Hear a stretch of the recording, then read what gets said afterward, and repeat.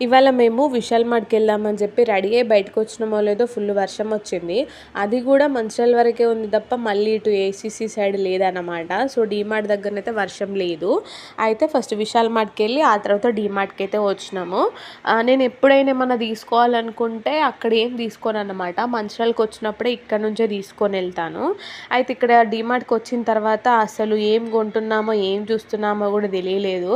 ఇక్కడికి వస్తే మనకు పనికొచ్చేవి తప్ప పనికిరానివి ఎక్కువ కొంటాము, చూస్తాము. టైం అంతా ఇక్కడే వేస్ట్ అయింది మాకు.